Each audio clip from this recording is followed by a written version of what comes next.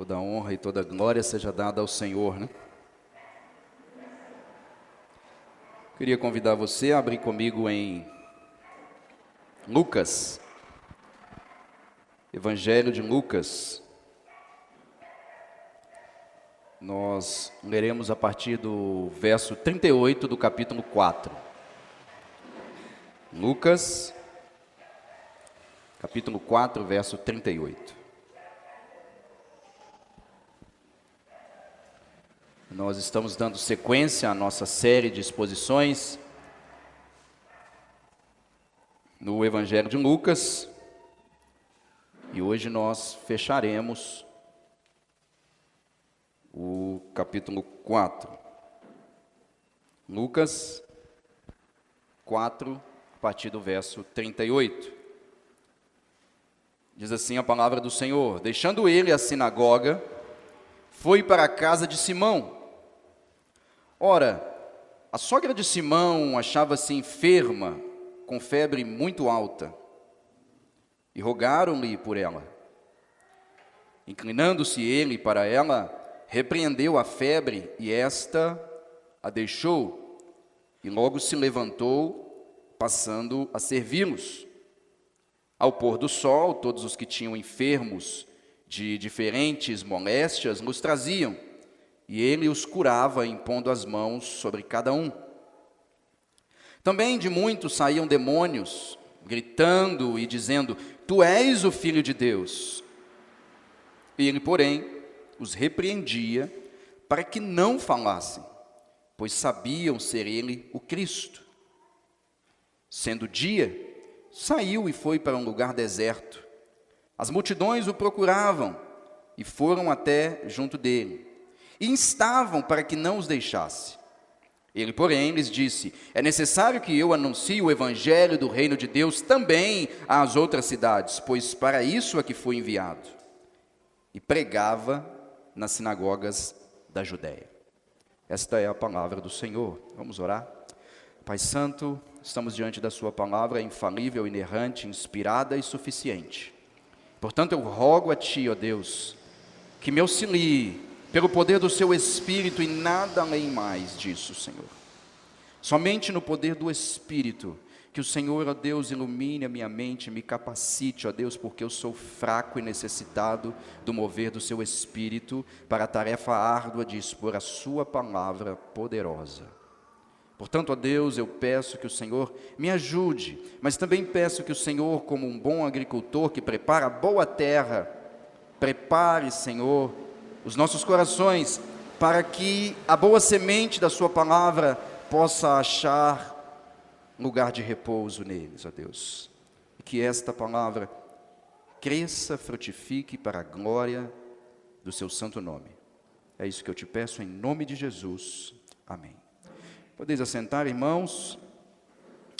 O texto que nós temos em mãos, ele é como se fosse uma pedra de diamante já lapidada. Quando você pega uma pedra de diamante, quando ela é encontrada, ela não está naquele formato tão bonito como nós muitas vezes vemos por aí, seja nos filmes, na internet, enfim. Mas depois que a pedra é lapidada e trabalhada, ela nos passa uma beleza tão grande que nos encanta. E é interessante que uma pedra de diamante já lapidada, à medida que você vai girando ela e vai olhando ela de ângulos diferentes, você consegue perceber uma beleza a partir de cada ângulo, de cada ponto de vista que você aprecia aquela joia.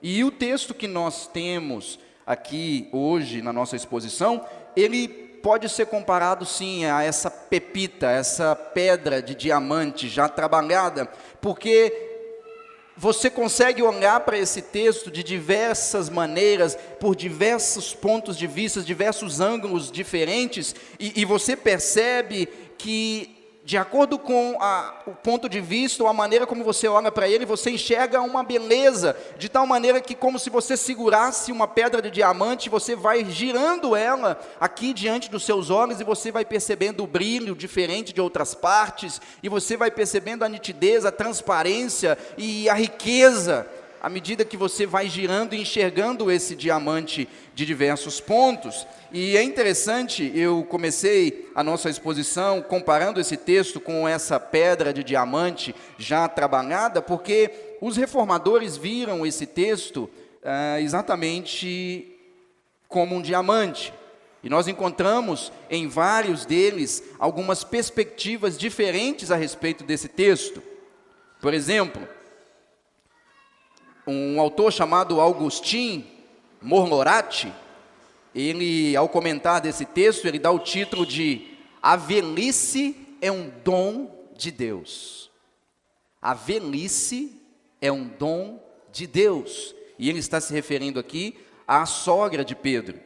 E olha o que ele diz a respeito desse texto. Ele diz: a piedade da família de Simão Pedro é colocada diante de nós para ser imitada.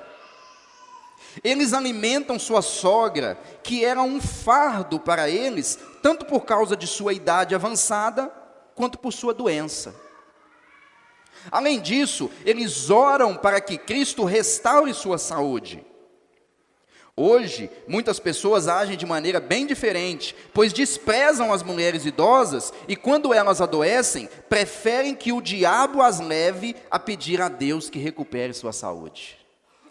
Então, o Agostinho, que não é o Agostinho de Hipona aqui, ele percebe que quando o texto narra a respeito da situação da sogra de Pedro, o texto está falando da família piedosa que Pedro tinha. É bem provável que o pai de Pedro já houvesse morrido, até porque o texto nos diz que Jesus foi até a casa de Pedro e não até a casa da sogra de Pedro. Então a sogra de Pedro morava ali com ele, e uma vez que o marido havia morrido, ela tinha ficado viúva, então era responsabilidade da própria família cuidar daquela mulher, e o fato dela morar e estar na casa de Pedro, significa que Pedro e a sua esposa estavam zelando por ela, e inclusive eles que estavam ali quando ela estava com febre, o próprio Pedro e possivelmente a sua esposa também intercederam diante de Jesus por ela, para que Jesus viesse a intervir naquela enfermidade. Então o Agostinho enxerga esse texto a partir dessa ótica, mostrando que a velhice é um dom de Deus e não um fardo que Deus impõe aos homens. Um outro autor chamado João Calvino, ele já olha esse texto por uma outra ótica, e ele dá o título a esta passagem de Deus usa as dificuldades segundo a sua vontade. E o Calvino diz: as febres e outras doenças, a fome, as pestes e dificuldades de todos os tipos são servos de Deus que ajudam ele a realizar sua justiça. Portanto, assim como dizem que ele envia esses mensageiros de acordo com sua vontade, ele também pode impedi-los e retirá-los quando lhe parecer certo. Então, se o Agostinho Morlorati, ele olha o texto a partir da velhice da situação da sogra de Pedro, Calvino já olha as dificuldades da enfermidade que a sogra de Pedro padecia, e até mesmo das enfermidades daqueles que eles trouxeram para que Jesus os curasse, e o Calvino diz que as doenças, as enfermidades, as calamidades, as dificuldades, elas são servos de Deus. E ele termina dizendo que da mesma maneira como Deus as envia, então ele entende que Deus é soberano sobre a doença, ele diz que Deus não apenas é soberano sobre a doença que nos acarreta, mas ele também é soberano para impedir e retirar a doença quando ele quiser. Então Calvino enxerga o texto a partir da soberania de Deus, mas o Calvino também enxerga esse texto de uma outra forma. Mais adiante ele diz que Cristo teve que viajar para outras regiões para que a mente das pessoas fossem despertadas. E aí, diante desse ponto, dessa ótica, desse olhar para esse diamante, ele diz, referente à viagem, a ideia de Cristo partir de Cafarnaum e ir pregar o evangelho em outras regiões. O Calvino diz que o plano de Cristo estava de acordo com a ordem e o chamado do Pai, e baseado nos melhores motivos. Cristo viajaria pela Judéia em um curto período para que, olha o propósito, para que as mentes das pessoas de diversos lugares despertassem para ouvir o evangelho como se o mesmo soasse como uma trombeta. Então veja como que o diamante vai girando e nós vamos olhando a beleza do texto bíblico de várias perspectivas e enxergamos vários pontos diferentes e cada um mais belo do que o outro. E um último reformador que eu quero citar, olhando para esse texto, é Erasmo de Roterdã. Erasmo de Roterdã, ele deu o seguinte título para o seu comentário nesse texto, ele diz: Jesus não veio impressionar multidões, e sim curar as almas. Jesus não veio impressionar multidões, e sim curar as almas. E ele escreve: Jesus realmente não veio ao mundo para curar o corpo, e sim a alma. Realizou milagres em Cafarnaum e começou a espalhar a boa semente da filosofia evangélica da sã doutrina. Mas as multidões se maravilhavam com seus feitos e buscavam a cura do corpo e não da alma. Então, antes que todas essas pessoas se reunissem mais uma vez ao seu redor, ele deixou a cidade durante a madrugada e foi para o deserto com a intenção de fugir desse grande tumulto. Com esse exemplo, ele nos ensina que não operou milagres meramente para se gabar ou para agradar o povo, mas na medida em que foram úteis para a saúde da população e para mostrar a glória de Deus, evitando sempre a suspeita de que eles lhe dariam qualquer tipo de atenção ou louvor vazio.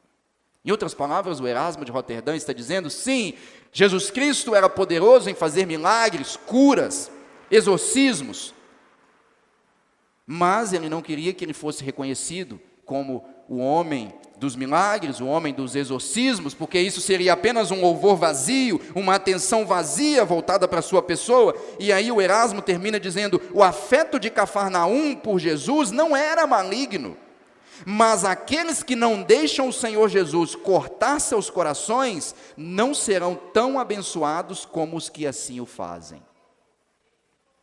Em outras palavras, o Erasmo está dizendo que não basta simplesmente desejar o Cristo dos milagres, o Cristo dos exorcismos, mas é importante permitir que o Cristo, que faz milagres e que destrona o império de Satanás, ele corte os nossos corações a partir da palavra do Evangelho.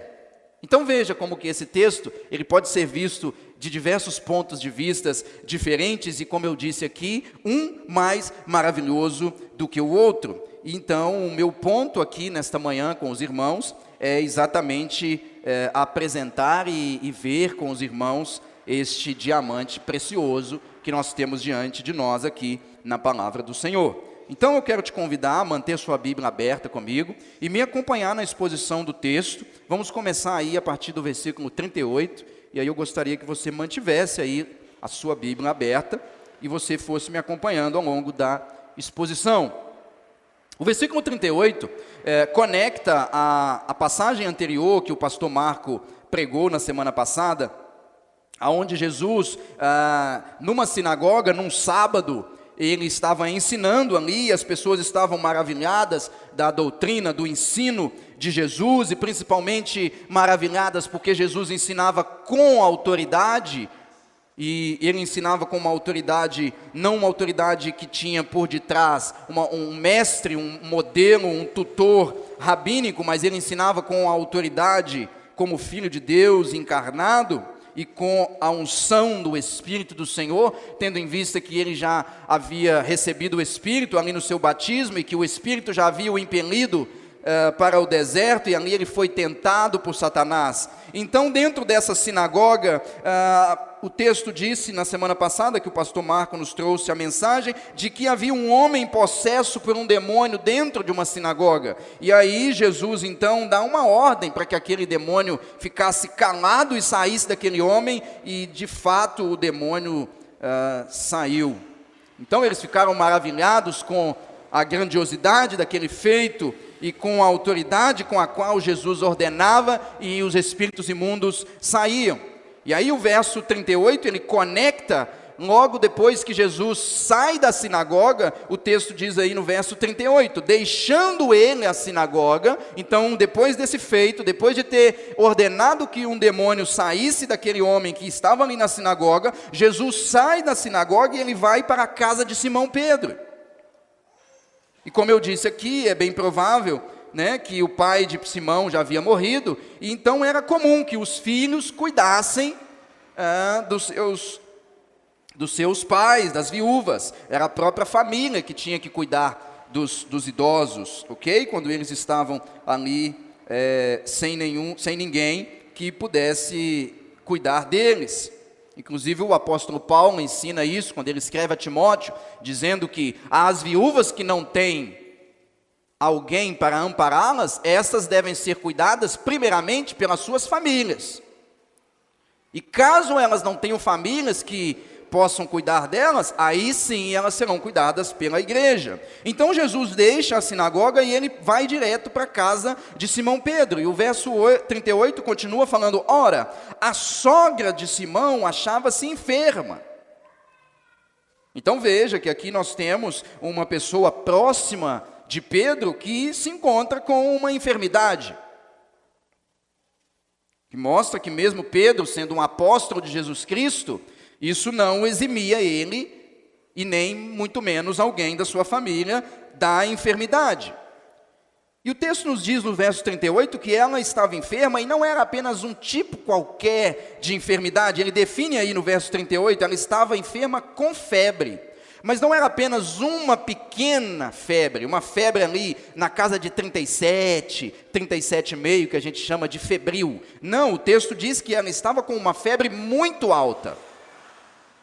Quem aqui está acostumado ou já teve um cenário como esse, sabe que uma pessoa com uma febre muito alta, ela passa a sentir calafrios, tremores. Dependendo da temperatura, ela pode começar até mesmo a ter algumas náuseas, a ter alguns delírios.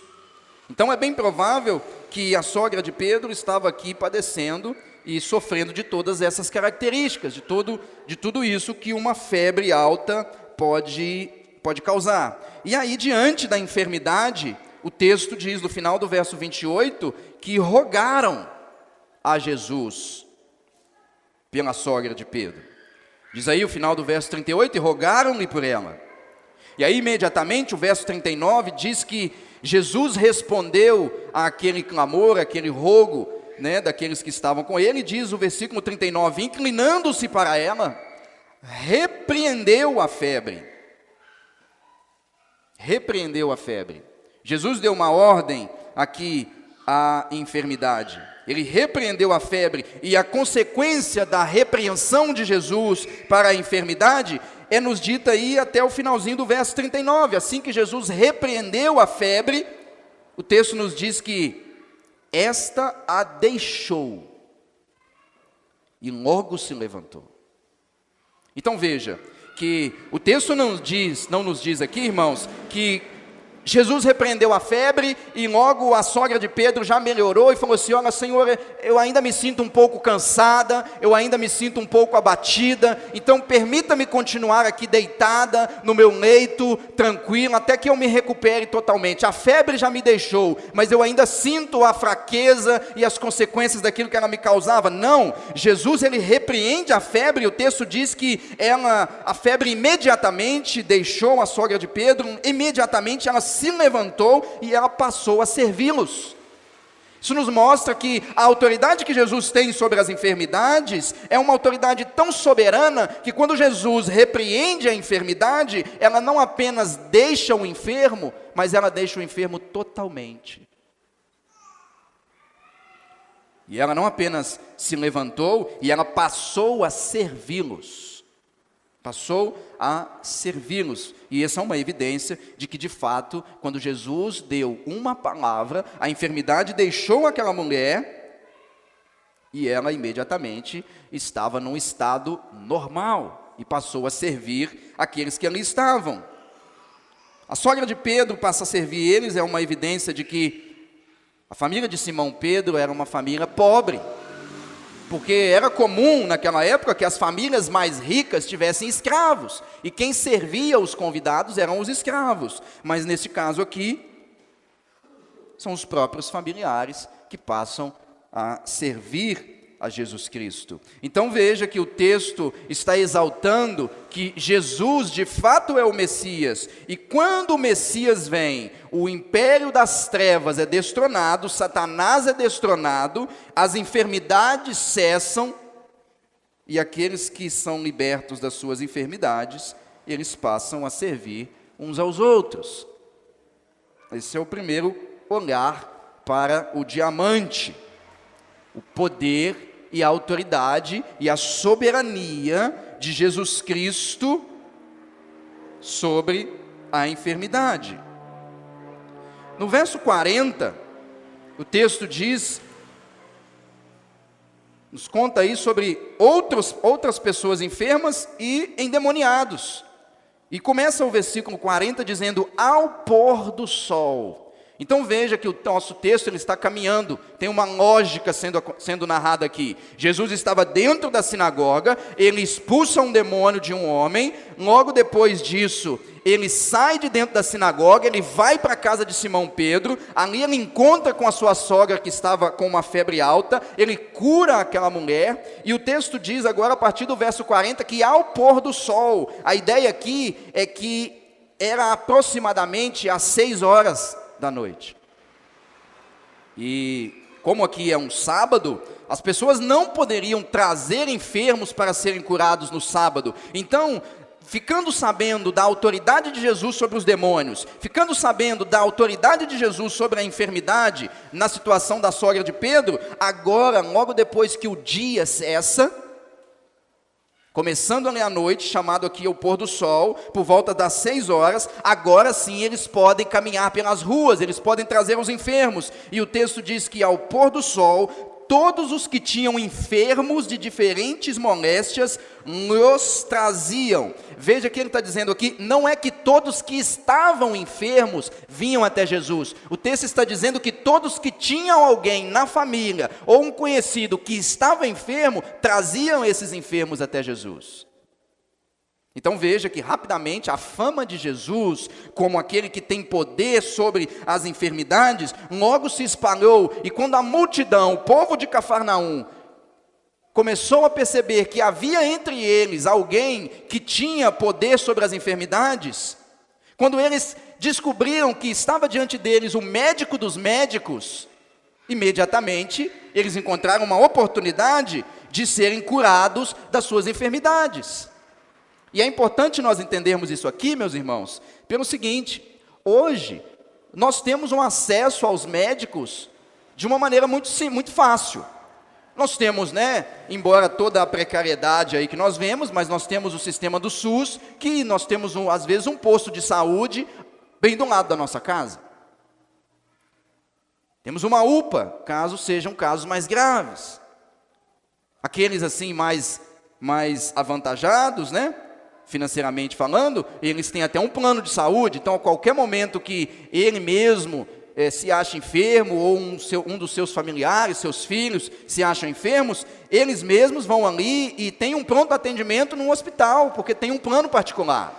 Não, mas nesse tempo aqui, nós estamos falando de 2000 anos atrás. A medicina ainda era muito precária. Aqui não tem plano de saúde, aqui não tem UPA, aqui não tem posto de saúde ao lado. O acesso à medicina aqui é algo extremamente difícil. Então imagine que nós tínhamos ali muitos enfermos, e o nosso texto diz aí, todos os que tinham enfermos de diferentes moléstias. Então nós estamos falando não apenas de quantidade de pessoas enfermas, mas também pessoas enfermas de enfermidades diferentes. E aí, como a medicina, o acesso aos médicos era difícil, imagine vocês aí, essa cidadezinha, para quem mora no interior aí, né, ou já morou no interior, você sabe como é. Então imagine você estar lá naquela cidade, você não tem acesso a médicos de uma maneira tão fácil, e você sabe que naquela cidade tem muita gente doente, e de repente você escuta falar que tem um médico na cidade. O que você vai fazer? Imediatamente você vai correr para lá, porque você vê ali uma oportunidade de ter uma consulta. Então foi exatamente isso que essas pessoas fizeram, e todos os que tinham enfermos de diferentes moléstias começaram a trazer os enfermos para Jesus. E o texto diz que Jesus os curava. Na metade aí, se você acompanhar comigo no verso 40, diz: e ele os curava, impondo as mãos sobre cada um. Então Jesus, bastava que ele impôsse as mãos e as pessoas eram curadas. Evidentemente, nós temos outras passagens que nos diz que Jesus não precisava impor as mãos para curar. Nós encontramos passagens nas quais Jesus diz apenas uma palavra e a pessoa era curada. Mas aqui Lucas nos traz essa ideia de que Jesus impunha as mãos sobre os enfermos e eles eram curados. E meus irmãos, havia uma multidão muito grande aqui reunida na porta da casa de Pedro. Não eram poucas pessoas. Isso por causa da notícia de que Jesus estava ali, de que ele curara a sogra de Pedro, havia se espalhado pela cidade. Nós estamos falando de um vilarejo pequeno. Então as notícias corriam rápido. Então havia muita gente ali, muita gente. Se você ir comigo em Marcos, que é uma passagem paralela a essa passagem, Marcos capítulo 1, versículo 33, vai comigo lá em Marcos capítulo 1, versículo 33, Marcos nos dá uma informação importante no versículo 33, que nos ajuda a entender a quantidade de pessoas que estavam aqui agora reunidas na porta da casa de Pedro, esperando por Jesus, esperando que Jesus os curasse. Marcos 1, 33 nos diz assim: toda a cidade estava reunida à porta. Então Marcos nos ajuda a entender a quantidade de pessoas que estavam ali à porta da casa de Simão Pedro. Marcos nos diz que toda a cidade estava ali. Toda a cidade. Então, haviam muitas pessoas. Então, Jesus impunha as mãos sobre os enfermos e eles eram curados. No versículo 41, Lucas nos diz que não apenas os enfermos eram curados, também os demônios saíam gritando. Veja aí o versículo 41, diz assim: também de muitos saíam demônios gritando e dizendo: tu és o Filho de Deus. Tu és o Filho de Deus. Então veja que aqui nós percebemos que até os demônios se sujeitam a Jesus Cristo. Até os demônios se sujeitam a Jesus Cristo. A única diferença é que eles não creem em Jesus Cristo. Eles não se arrependem, porque eles foram confirmados por Deus no seu estado de queda, no seu estado maligno. Isso já nos mostra que uma coisa é acreditar em Jesus, outra coisa é, de fato, entender que Ele, somente Ele, é seu único e suficiente Salvador. Então os demônios saíam gritando e confessando: Jesus, tu és o Filho de Deus. E quando os demônios estavam gritando que Jesus era o Filho de Deus, dizendo que Jesus era o Filho de Deus, a atitude de Jesus, final do verso 41, era: ele, porém, os repreendia. Jesus os repreendia. A mesma palavra que Lucas utilizou para repreender a febre. Jesus repreendeu a febre e Jesus repreendeu os demônios, e ele repreendeu os demônios para que eles não falassem. E é interessante esse texto que nos mostra a razão pela qual Jesus repreendeu os demônios para que não falassem. Finalzinho do verso 41 diz: pois sabiam ser ele o Cristo. Isso nos mostra, irmãos, que Jesus não precisa do testemunho dos demônios. Jesus não precisa do testemunho dos demônios. Ele não precisa. O que ele precisa, hoje, nos nossos dias, é o testemunho da igreja, através da proclamação fiel do Evangelho. Quero abrir um parênteses aqui, para dizer o seguinte: nós não devemos desprezar a ação de Satanás. Nós não devemos. Nem tampouco nós devemos negar a existência dele e dos demônios, porque a Bíblia fala claramente de Satanás e dos demônios. Então nós não podemos desprezar a ação de Satanás, nem tampouco a sua existência, e menos ainda nós devemos supervalorizar as suas capacidades. Negar a existência de Satanás e os seus demônios é negar a Escritura. Agora, supervalorizar o poder de Satanás também é negar as Escrituras. Muitas vezes nós pensamos que Satanás é um segundo Deus que luta em pé de igualdade com o Senhor. Muitas vezes nós pensamos que existe Deus, o Deus bíblico, e existe um outro Deus chamado Satanás, e os dois são deuses, e eles têm o mesmo nível de poder. Ambos são todo-poderosos, ambos são soberanos, oniscientes, onipresentes. E isso não é o ensino bíblico. Como diria Martinho Lutero, o diabo é o diabo de Deus. O que Lutero estava querendo dizer? Que o diabo está sujeito a Deus. Ele não compete no mesmo nível de igualdade do que o Senhor, porque só Deus é soberano, só Deus é todo-poderoso, só Deus é onisciente, só Deus é onipresente. O diabo, ele age a partir da permissão e da autoridade de Deus. Então essa história de dizer que o diabo ele está ali atrapalhando todos os planos de Deus. Não, o diabo, ele simplesmente age conforme a sua própria maldade, e agindo conforme a sua própria maldade, ele contribui para que o plano eterno e soberano de Deus vá adiante. Então, nós não devemos desprezar a ação de Satanás, nem dos seus demônios, nós não devemos negar a sua existência, mas nós também não devemos supervalorizar a ação do diabo. Nós precisamos entender, pelo poder de Jesus, aquilo que Martinho Lutero disse no seu hino Castelo Forte: se nos quisessem devorar, demônios não contados, não nos iriam derrotar, nem ver-nos assustados.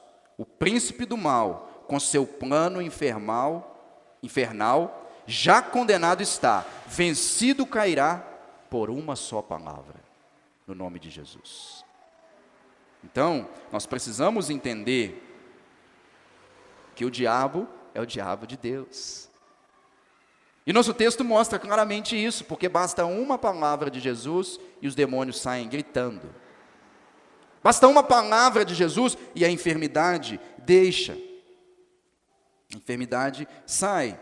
Então o texto nos mostra a autoridade de Jesus, Messias, Jesus Cristo, sobre a enfermidade, sobre os demônios, a sua autoridade, a sua soberania, o seu governo, o seu poder, manifestado através desses feitos. O verso 42 nos chama a atenção, e a minha ênfase maior na exposição de hoje é nessa parte do diamante. Nós já vimos primeiramente o diamante sendo olhado a partir da cura das enfermidades, demonstrando a soberania de Jesus. Nós já vimos o diamante por um outro ângulo, destacando a autoridade de Jesus até mesmo sobre os demônios. E agora eu quero dar uma ênfase maior nesse ângulo, nesse ponto do diamante, a partir do versículo 42. Verso 42 diz: sendo dia, Jesus saiu e foi para um lugar deserto. Veja a cronologia dos fatos. Jesus estava numa sinagoga, ele sai da sinagoga, entra na casa de Simão Pedro, ele cura ali a sogra de Simão Pedro. Depois, a multidão, sabendo daquela notícia, toda a cidade corre para a porta da casa de Simão Pedro, e eles vêm logo no início da noite, por volta das 6 horas, como eu disse, e Jesus ali, ele cura as pessoas enfermas, ele expulsa os demônios, então é bem provável que ele ficou ali até tarde da noite, então é bem provável que ele até mesmo dormiu ali, embora o texto não nos diga que Jesus dormiu na casa de Pedro, mas o versículo 42 diz que agora sim, sendo dia, e a ideia aqui ainda não estava claro, amanhecendo o dia, ainda estava de noite, estava escuro. O que Jesus fez? Ele saiu e foi para um lugar deserto. Jesus saiu e foi para um lugar deserto. Lucas não nos fala aqui por que Jesus saiu e foi para um lugar deserto, mas Marcos nos diz esse motivo. A passagem paralela, como nós lemos, Marcos 1:35, se você voltar lá comigo, em Marcos 1:35, até o versículo 39, Marcos nos diz, no versículo 35, o que Jesus foi fazer ao sair de madrugada para um lugar deserto. Marcos 1:35. Marcos 1:35, o texto nos diz aí: tendo-se levantado alta madrugada, então veja que Marcos assume aqui que ainda o dia não tinha raiado, tendo-se levantado alta madrugada, saiu, foi para um lugar deserto e ali orava. Jesus então acordou de manhã cedinho, antes que o dia amanhecesse, bem provável porque ele não queria que ninguém o visse saindo dali. E ele saiu, foi para esse lugar deserto orar, como Marcos nos ajuda a entender aí. E o versículo 42 continua dizendo que depois que Jesus se afastou, a multidão começou a procurar Jesus. É bem provável que aquela multidão ainda esperasse que Jesus fizesse mais e mais milagres. Então, o verso 42 diz: as multidões o procuravam e foram até junto dele. E elas não apenas procuravam Jesus, mas o texto diz aí no verso 42 que eles instavam, eles rogavam, eles suplicavam para que Jesus não os deixasse. Jesus, não nos deixe. Jesus, continue conosco. Jesus, nós estamos te buscando. Para onde o Senhor foi? É provável, pelo contexto de Lucas e Marcos, irmãos, que a multidão queria que Jesus permanecesse com eles para que vissem mais sinais. E isso fica evidenciado em Mateus 11, versículo 20. Se você for comigo em Mateus capítulo 11, versículo 20, nós vamos perceber que a população de Cafarnaum, essa multidão que é narrada aqui em Lucas e em Marcos, é uma população que estava o quê? Afoita por ver mais e mais milagres. Mateus 11, versículo 20, nós vamos encontrar Jesus repreendendo algumas cidades nas quais ele havia feito muitos milagres e eles não creram. Olha aí, em Mateus 11, versículo 20, diz: passou então Jesus a increpar aqui, leia-se aí, repreender. Passou então Jesus a repreender as cidades nas quais ele operara numerosos milagres. Então Jesus passou a repreender as cidades nas quais ele havia feito muitos milagres. E ele diz aí, Mateus nos diz, por que Jesus passou a repreender essas cidades? Final do verso 20, pelo fato de não terem se arrependido. E aí o verso 21 e 22, Jesus cita aí a cidade de Corazim, Betsaida. Ele diz aí, ai de ti Corazim, ai de ti Betsaida, porque se em Tiro e em Sidom se tivessem operado os milagres que em vós se fizeram, há muito que elas se teriam arrependido com pano de saco e cinza. E aí no versículo 23 e 24, Jesus se dirige então à repreensão à cidade de Cafarnaum, e ele diz: tu Cafarnaum, elevar-te-ás porventura até o céu, descerás até o inferno. Por quê? Porque se em Sodoma se tivessem operado os milagres que em ti se fizeram, teria ela permanecido até o dia de hoje.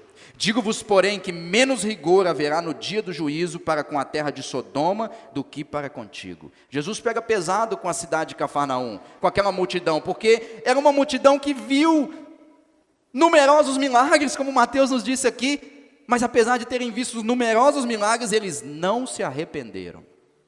Eles não se arrependeram, portanto, eles perecerão. Como disse o nosso irmão Bernard aqui na escola, eles tinham o coração endurecido. E nós precisamos entender algo, irmãos: milagres não amolecem corações pecaminosos. Milagres não amolecem corações endurecidos. Milagres não transformam pessoas em servos de Jesus Cristo. E nós vamos ver isso um pouquinho mais adiante. Eles então rogavam para que Jesus permanecesse com eles, para que Jesus não os deixasse. E é interessante que Jesus poderia ter dito para eles assim: tudo bem, pessoal de Cafarnaum, pelo bem da nação digo que fico, pelo bem de todos digo que fico, pelo bem dos enfermos que ainda restam no meio de vós, eu fico. Eu vou curar todo mundo, eu vou fazer mais milagres, eu vou expulsar mais demônios. Mas Jesus não disse isso. A resposta de Jesus está no verso 43. Ele, porém, lhes disse: é necessário. Veja o que ele diz: é necessário, é necessário, é necessário. É necessário o quê?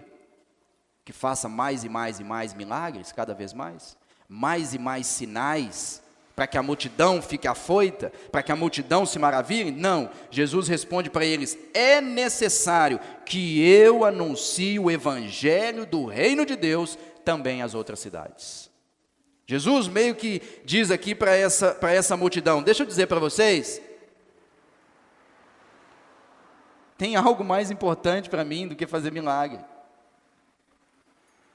E o que é algo mais importante do que fazer milagre?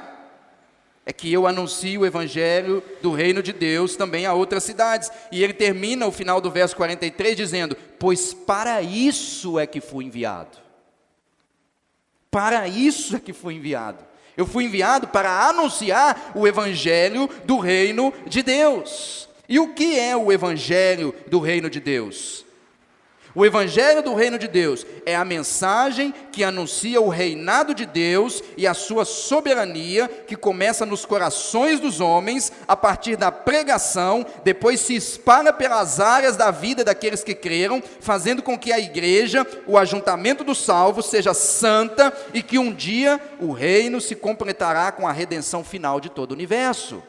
Jesus veio para anunciar o evangelho do reino, ou seja, para anunciar a soberania de Deus sobre todas as coisas.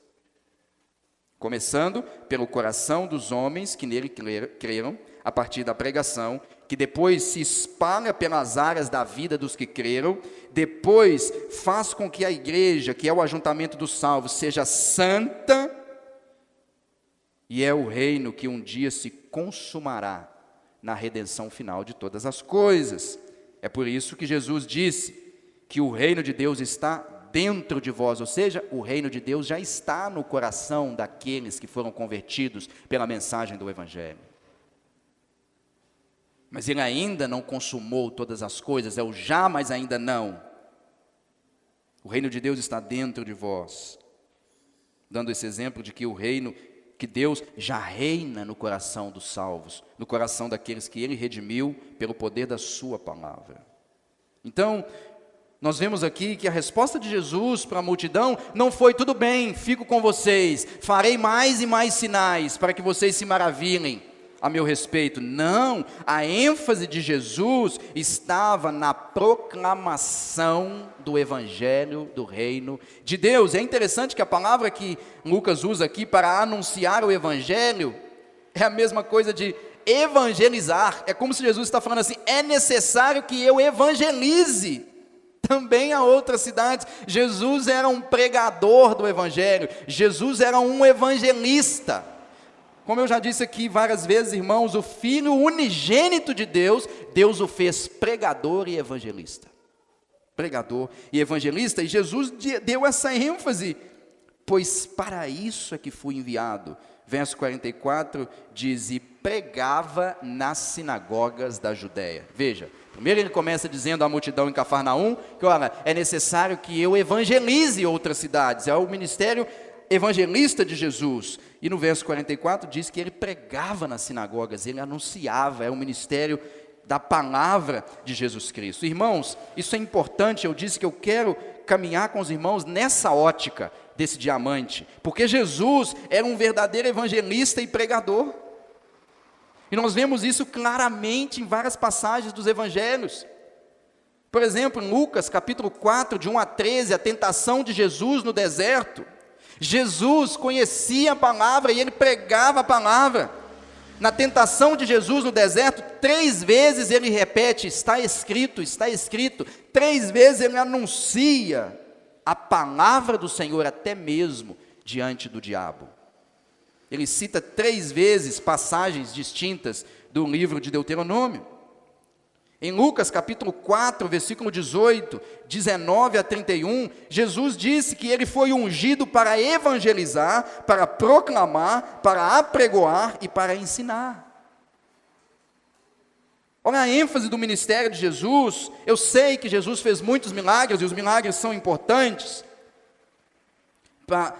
no sentido da narrativa das obras de Jesus, mas veja as ênfases que a Escritura dá de Jesus como pregador, como evangelista, como mestre. Como eu disse aqui, em Lucas 4, 18, 19 e 31, ele foi ungido, e essa unção teve o propósito de que, para que ele fosse evangelista, para que ele fosse proclamador do evangelho, anunciador das boas novas, e para que ele fosse mestre, ensinasse a respeito das coisas do reino de Deus. E o nosso texto aqui, como eu li, o versículo 43 e 44, reforça que Jesus tinha um ministério evangelístico e um ministério da palavra. E é interessante que Jesus, ele era ao mesmo tempo tanto o pregador da palavra, quanto a própria palavra a qual ele anunciava. E eis que aí estava a autoridade de Jesus, porque ele anunciava a ele mesmo. A ele mesmo, e nós temos isso em João capítulo 1, versículo 1, que nos fala a respeito da divindade de Jesus, da eternidade de Jesus. Diz aí, no princípio era o verbo, ou seja, no princípio, antes que tudo houvesse, Jesus já existia, ele é eterno. Depois ele diz, o verbo estava com Deus, ele não apenas existia na eternidade, mas ele era distinto do Pai. E ele termina dizendo, e o verbo era Deus, ou seja, Jesus é pré-existente, ele é eterno assim como o Pai, ele é distinto do Pai, mas ele também é divino, assim como o Pai é. Então, ele diz que esse verbo que já existia, o verbo que era distinto do Pai, o verbo que era divino, assim como o Pai, e ainda é divino, ainda existe, ainda é distinto e ainda é divino. No verso 14, João nos diz que esse verbo se fez carne e habitou entre nós, cheio de graça, de verdade, e vimos a sua glória, glória como unigênito do Pai. João está dizendo que no princípio era a palavra, e essa palavra se fez carne, essa palavra se fez carne e habitou entre nós. A palavra habitou aqui é tabernaculou. João tem em mente a visão do tabernáculo no Antigo Testamento, onde Deus habitava no meio do povo, e João está dizendo assim, sabe a palavra eterna, sabe um logos eterno, aquele que criou todas as coisas, aquele que sustenta todas as coisas pela palavra do seu poder, este verbo se fez carne, se fez homem, e ele tabernaculou entre nós. Então Jesus não apenas anunciava a palavra, mas ele era a própria palavra. De tal maneira que a mensagem do Evangelho não pode destacar nenhuma outra coisa, senão Jesus Cristo. A mensagem do Evangelho, ela não pode exaltar, ela não pode sobressair, ela não pode levar nada, senão Jesus Cristo. Nós chamamos isso de pregação cristocêntrica. Cristo é o alvo, Cristo é o foco, a Ele toda honra, a Ele toda glória para os séculos dos séculos. Então veja como que esse texto, ele brilha de várias formas. À medida que a gente olha para um lado, a gente vê o poder, a soberania de Jesus sobre os demônios. Daqui um pouco você vira ele, você vê o poder, a soberania de Jesus Cristo sobre a enfermidade. E depois você vira ele para um outro lado e você entende a grandeza do ministério de Jesus como evangelista, pregador, mestre. É um texto, irmãos, que nós deveríamos, vez após vez, enxergar, e girar, e voltar, e rever, e reler, porque ele nos revela a grandiosidade de Jesus em diversas óticas diferentes. Então, tendo dito isto, eu quero trazer aqui alguns pontos importantes que esse texto traz para nós. Primeiro ponto, primeiras dicas práticas aqui. Vou trazer algumas questões práticas, ok? Primeira questão prática, ore. Ore. Por que é uma questão prática e esse texto nos mostra? Ore. Porque o texto nos mostra que, ao amanhecer o dia, Jesus fez o quê? Ele se retirou para um lugar deserto e, como nós falamos aqui, ele foi para lá fazer o quê? Orar. Então, aplicações práticas para nós aqui hoje. Ore. Porque se Jesus, que era o Filho de Deus, orava, quanto mais nós?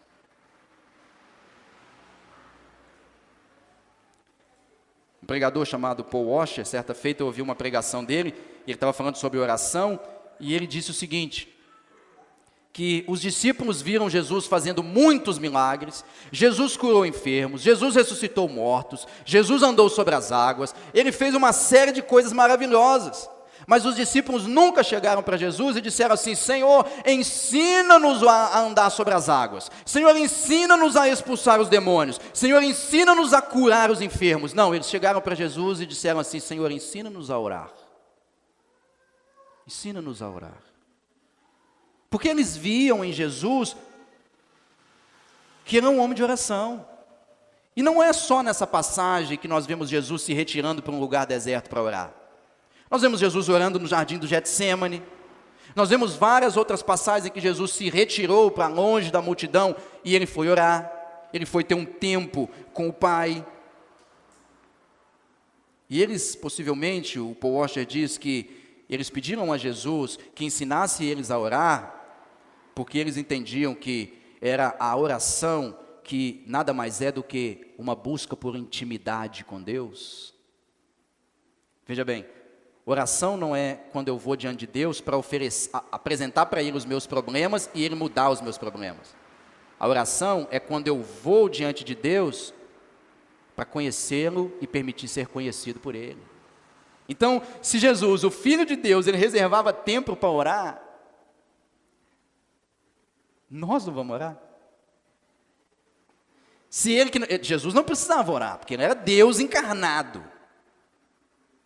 Mas ele se retirava para orar. Doces e doces momentos de comunhão com o Pai. Aqueles momentos onde Jesus se retirava, porque ele entendia o seguinte, estar com meu Pai faz parte da minha natureza, faz parte da minha essência. Portanto, primeira aplicação prática aqui, ore. Ore. Segunda aplicação prática, fuja das multidões de Cafarnaum.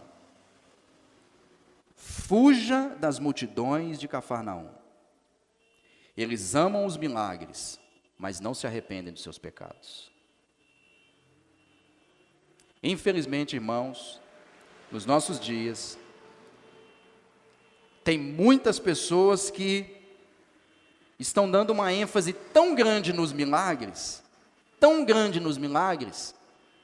que no final elas vão para o inferno. Porque elas querem os milagres, mas não o Senhor que opera milagres. É muito diferente. Milagre é uma coisa. ter o Senhor que faz os milagres, é outra coisa, totalmente diferente. Então fuja das multidões de Cafarnaum, fuja daqueles que amam milagres, mas seus corações continuam endurecidos. Fuja daqueles que querem sinais, que querem prosperidade, que querem curas, que querem dar ordem em Deus, que jamais se curvam diante da sua soberania. Algumas pessoas, irmãos, elas serão curadas da enfermidade. Quando eu falo aqui, fujam da multidão, fuja das multidões de Cafarnaum, eu não estou negligenciando o fato de que Jesus fazia milagres. E eu também não vou dizer aqui que Deus não pode fazer milagres hoje, se Ele quiser, é claro, e se aquilo servir para a sua glória, porque os milagres nunca serviram para agradar os homens. Os milagres eram sinais que apontavam para a messianidade de Jesus Cristo. Portanto, todo milagre que Jesus fazia apontava para Ele como Messias e, consequentemente, para Deus como único digno de glória. Mas muitos, Deus vai curar, ou talvez vai curar, se Ele se aprouver daquilo, se aquilo for redundar em sua glória, Ele irá fazer. Muitos poderão ser curados da enfermidade, mas muitos serão curados na enfermidade. O que eu estou querendo dizer com isso? Ser curado da enfermidade é uma coisa. Você estava enfermo e você deixa de estar enfermo. Mas alguns serão curados na enfermidade. O que eu estou querendo dizer com isso? Alguns permanecerão enfermos, mas serão curados de corações depravados, que rejeitam a palavra do Senhor. E a enfermidade, às vezes, vai contribuir, Deus vai usar ela de forma soberana. Para quê? Para amolecer corações endurecidos. Quer ver um exemplo disso? Paulo padecia, possivelmente, de uma enfermidade. Ele chama ali do espinho na carne. Poderia ser uma enfermidade, poderia ser uma dificuldade qualquer. Mas o que ele ouviu de Deus? Ele rogou tanto, Deus me livra, Deus me livra. Sabe qual foi a resposta que Deus deu para ele? A minha graça te basta, porque o meu poder se aperfeiçoa na fraqueza. Então, alguns Deus pode curar da enfermidade, outros Deus pode curar na enfermidade. Ok? Então, ore, fuja das multidões de Cafarnaum. Próximo, nunca deixe Jesus partir. Nunca deixe Jesus partir. Isso aqui é importante. Se tem algo que nós podemos aqui levar em conta a respeito da multidão de Cafarnaum, é que elas desejavam que Jesus nunca partisse. Elas desejavam que Jesus nunca partisse. Evidentemente, como eu disse aqui, eu creio que elas queriam que Jesus permanecesse com elas por causa dos milagres. Então, de repente, não era um desejo de que Jesus permanecesse de forma permissiva, de uma forma boa, mas nós, irmãos, devemos desejar que Jesus nunca se afaste de nós. Mas por causa de quem? Não por causa dos milagres, mas por causa de quem Ele é. Nós devemos clamar a Jesus que permaneça conosco, que não se afaste de nós, como aquela canção que nós cantamos aqui, fica conosco, Senhor. Nós devemos o quê? Nunca deixar Jesus partir. E nós encontramos esse desejo em várias passagens nas Escrituras, e eu quero destacar duas aqui. Olha o desejo de um coração transformado por Deus. Salmo 22, versículo 19. Tu, porém, Senhor, não te afastes de mim. Força minha, apressa-te em socorrer-me. Olha a alma, olha o desejo, olha o anseio do salmista. Tu, porém, Senhor, não te afastes de mim. Em outras palavras, Senhor, não me deixes. Não me deixes, porque ele diz aí, força minha. Senhor, se tu me deixares, eu me tornarei totalmente fraco, porque somente no Senhor eu sou forte.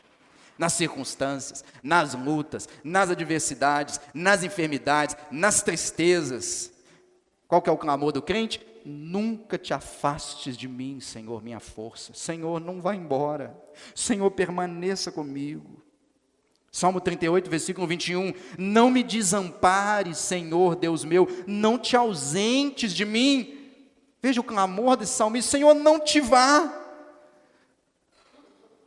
Não te vá, Senhor.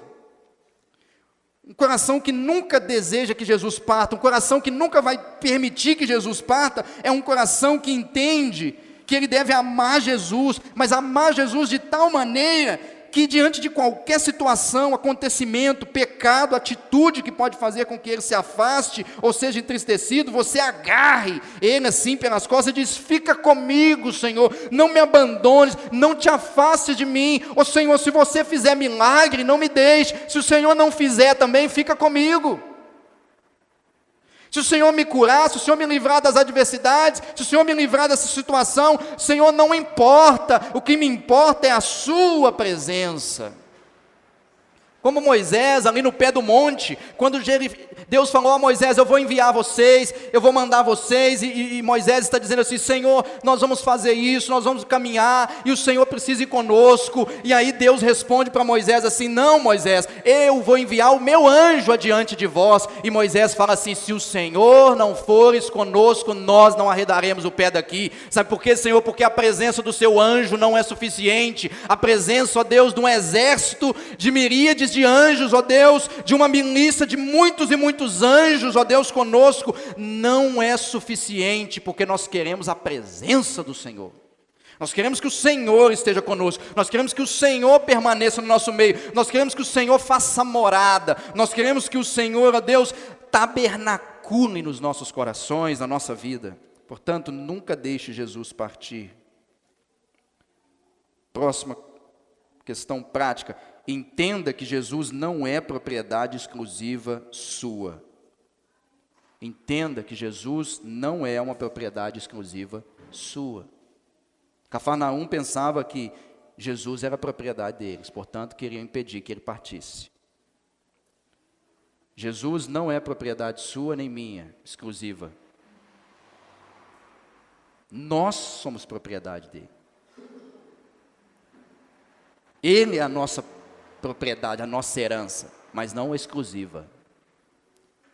Sempre vai existir outros que precisam dele. Não guarde Jesus só para você. Não queira pôr Jesus dentro somente da sua casa. Não queira manter Jesus somente aqui na igreja, sem levar ele para outros que precisam. De fato, irmãos, eu ouvi certa feita uma comparação de que aqueles que se convertem podem ser comparados a mendigos. Mendigos que encontraram pão e voltaram para chamar outros mendigos para se alimentarem com eles. Isso é conversão. Conversão é um mendigo que encontra a casa do pão. Mas ele não guarda aquele pão só para ele. Ele descobre um lugar de fartura e ele volta lá, porque ele sabe que lá onde ele estava, existem também outros mendigos que precisam comer pão porque estão com fome. Então entenda que Jesus não é propriedade exclusiva sua ou de um grupo. Sempre existirão outros que precisam dele. Próximo ponto: entenda que Jesus se compadece dos enfermos e dos endemoniados. Todas as vezes que você estiver enfermo, lembre-se que Jesus se compadeceu da sogra de Pedro. Ele se compadece dos enfermos. Eu não vou dizer aqui sempre que você estiver endemoniado, porque é impossível que um cristão esteja endemoniado. É impossível que um cristão seja possesso de um demônio, até porque, como Jesus disse, para entrar na casa do valente, ele teria que amarrar o valente. Então, para um demônio entrar na vida, possuir um cristão, ele teria que amarrar o espírito que nele habita, e o espírito é infinitamente mais poderoso, porque o espírito é divino também do que... Então, nós podemos obviamente, descartar essa possibilidade, mas quando você estiver enfermo, entenda, e quando você estiver, às vezes, ao lado de alguém, lembre-se que Jesus se compadece dos enfermos. Nós entendemos que, se Deus quiser, e se aquilo for servir para a glória dele, Ele pode curar. Não existe ninguém hoje na igreja do Senhor que tenha o dom de cura. Quem tinha o dom de cura eram os apóstolos, e esse dom cessou com os apóstolos. E hoje não tem ninguém na igreja que tem dom de cura. Mas isso não significa que Deus, como eu disse, se Ele quiser e for para a sua glória, Ele não possa ser glorificado através de uma cura. E lembre-se desse hino aqui, todas as vezes que você estiver enfermo. Esse hino é de um irmão chamado William Hunter, e o hino chama-se "O Grande Médico Agora Está Aqui". O grande médico agora está aqui, e ele diz assim: o grande médico agora está aqui, o simpatizante Jesus. Ele fala o coração caído para torcer, ouvir a voz de Jesus. Nota mais doce na canção do serafim, nome mais doce na língua mortal, mais doce canção já cantada, Jesus, bendito Jesus. Seus muitos pecados estão todos perdoados. Ouvir a voz de Jesus, vá em paz para o céu e use uma coroa com Jesus. Toda glória ao Cordeiro ressuscitado, agora creio em Jesus. Eu amo o nome do bendito Salvador, eu amo o nome de Jesus. Seu nome dissipa minha culpa e medo, nenhum outro nome senão Jesus. Como minha alma se deleita ao ouvir o encantador nome de Jesus. Ele está escrevendo esse hino quando ele está enfermo, e ele diz: o grande médico está próximo, o grande médico está perto. E ele diz: seu nome dissipa minha culpa e medo, nenhum outro nome senão Jesus. Como minha alma se deleita ao ouvir o encantador nome de Jesus.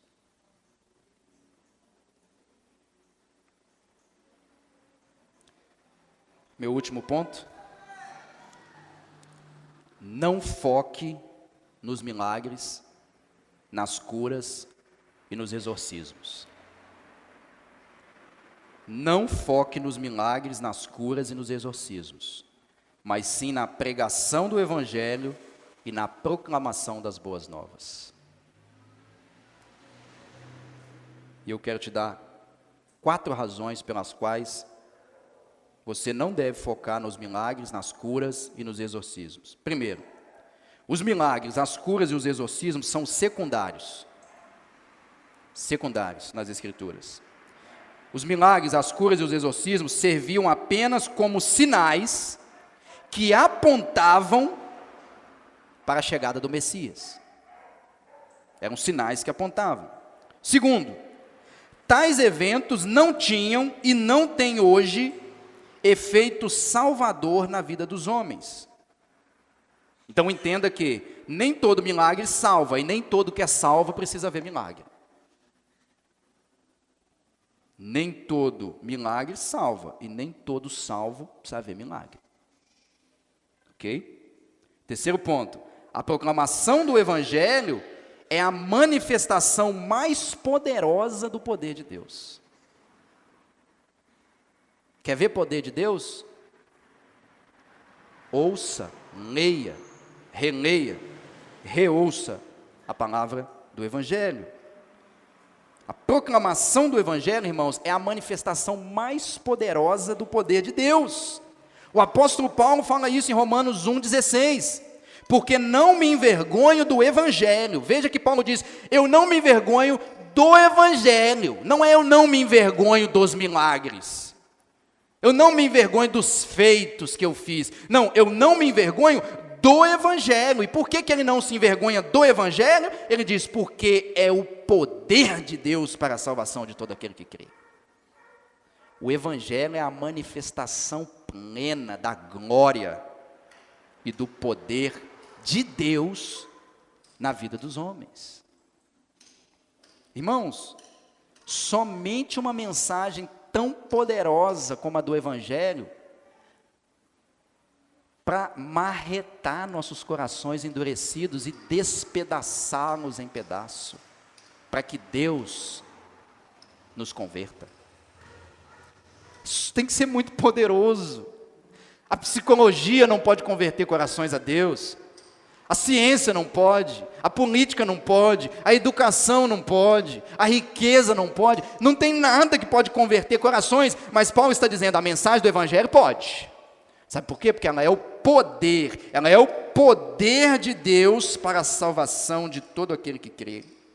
Então, entenda, não foque em milagres, curas e exorcismos. Primeiro, porque os milagres, curas e exorcismos são secundários. Segundo, porque tais eventos não tinham e não têm efeito salvífico na vida dos homens. Terceiro, porque a proclamação do Evangelho, que é a manifestação maior do poder de Deus.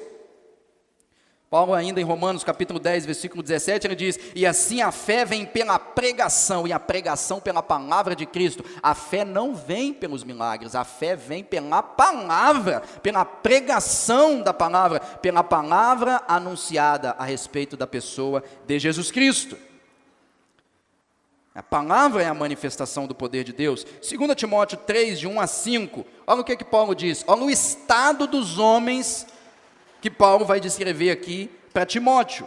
2 Timóteo 3, de 1 a 5, ele diz, sabe porém isto, nos últimos dias sobrevirão tempos difíceis, e nós estamos nesses tempos, nós estamos vivendo esses dias, os tempos difíceis é hoje, os nossos dias, tempos difíceis. E por que os tempos são difíceis? Ele diz aí, pois os homens, os seres humanos, as pessoas, os homens serão egoístas, avarentos, jactanciosos, arrogantes, blasfemadores, desobedientes aos pais, ingratos, irreverentes, desafeiçoados, implacáveis, caluniadores, sem domínios de si, cruéis, inimigos do bem, traidores, atrevidos, enfatuados, mais amigos dos prazeres que amigos de Deus, tendo forma de piedade, negando-lhe, entretanto, o poder.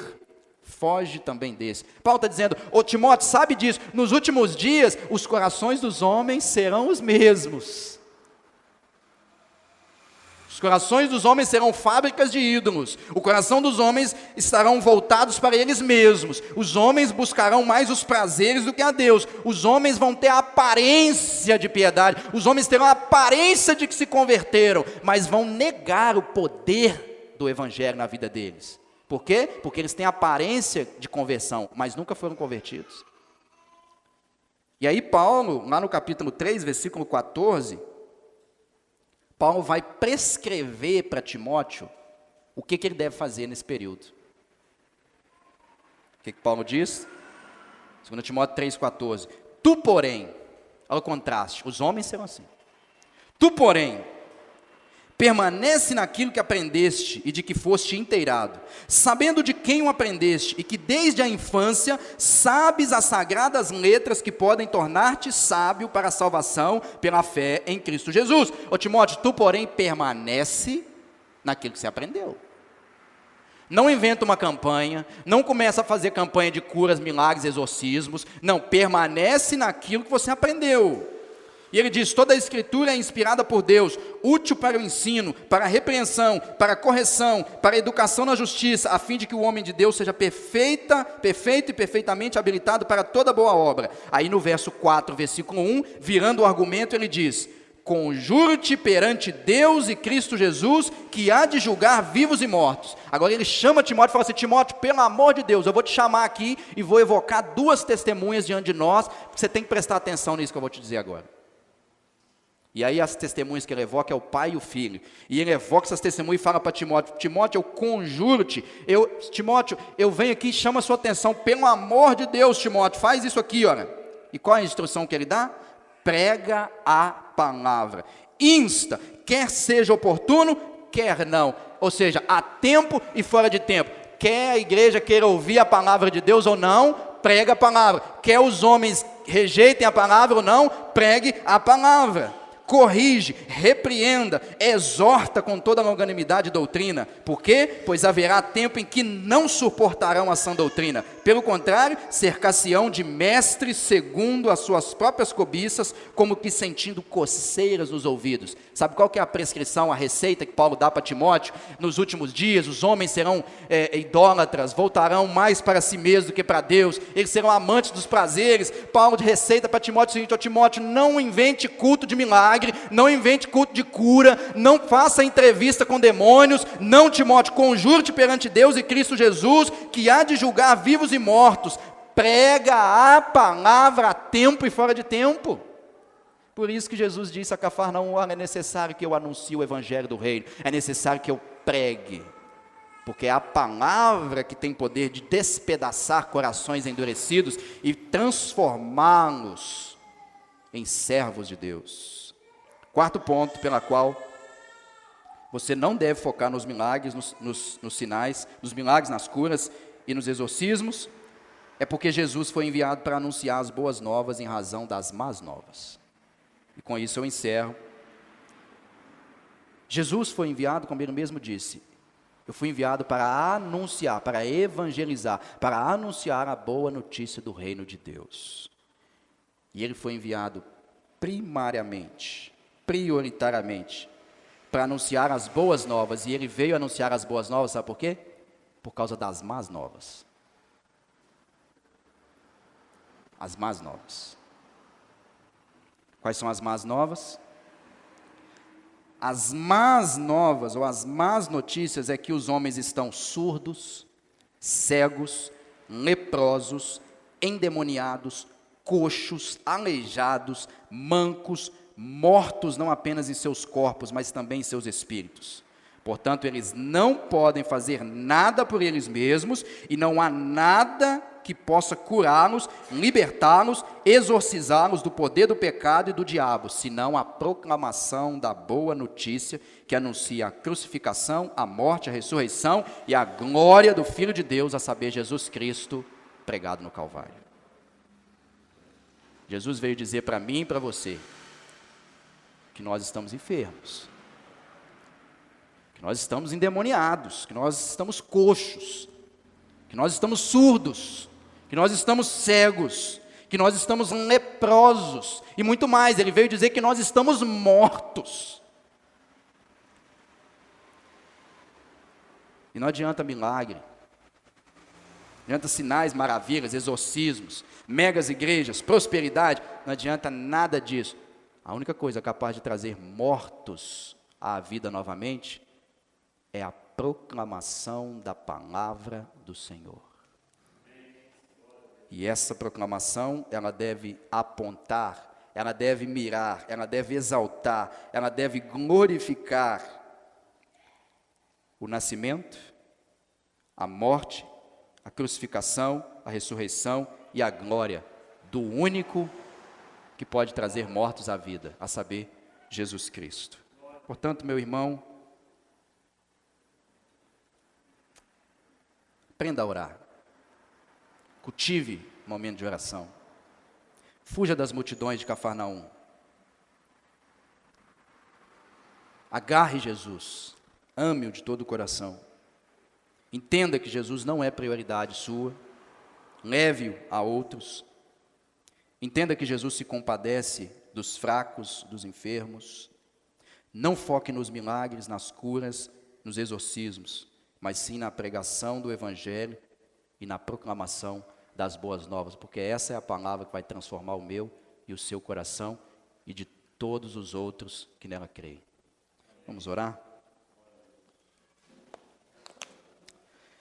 Senhor nosso Deus, eu te agradeço pela exposição da sua palavra. Palavra essa, como eu disse, um diamante tão belo. Palavra essa tão rica, Senhor, tão poderosa. Palavra essa, ó Deus, que é a única que pode transformar os nossos corações. Portanto, meu Deus, como o Senhor mesmo nos prometestes, não deixe que a sua palavra volte vazia, antes que ela cumpra aquilo para o qual ela foi semeada. Use essa palavra para santificar a sua igreja exortar a sua igreja, disciplinar a sua igreja, encorajar a sua igreja, Senhor. Mas principalmente, usa essa palavra para que o seu nome seja glorificado na vida de cada um, ó Deus. Nos fortalece, Deus, dia após dia. Que o Senhor, ó Deus, use a sua palavra para que nós venhamos a crescer no conhecimento do Senhor. Use a sua palavra, ó Deus, para nos mover pelo poder do seu Espírito. Ó Deus, nos ajude, ó Deus, a cultivar uma vida de oração. Nos ajude, ó Deus, a ter o nosso olhar, ó Deus, para o Senhor crucificado, para nos alimentarmos dia após dia da sua palavra, não apenas aqui no domingo, ó Deus, mas todos os momentos. Nos ajude, Senhor, a agarrá-lo, Senhor, a nos livrar de tudo aquilo, ó Deus, que pode nos afastar de Ti. Nos ajude, ó Deus, nos momentos de fraqueza, de adversidade, nos momentos de enfermidade, entender que o Senhor está conosco. E que embora, ó Deus, o Senhor muitas vezes o Senhor não vá nos curar, mas o Senhor estará ali presente conosco. Ah, Senhor, nos ajude, Pai. Ajude aqueles irmãos que têm faltado ao culto, ó Deus, desperta a sua igreja. Ó Deus, desperta o seu povo, ó Deus, pelo poder do seu Espírito, desperta as mentes cauterizadas, os corações endurecidos, para a honra e glória do seu santo nome, ó Deus. Ser exaltado na vida do seu povo, ó Deus. Nós te pedimos isso para a honra e glória do seu santo nome. Pedimos em nome de Jesus Cristo, nosso Senhor e nosso Mestre. Amém e amém. Deus os abençoe.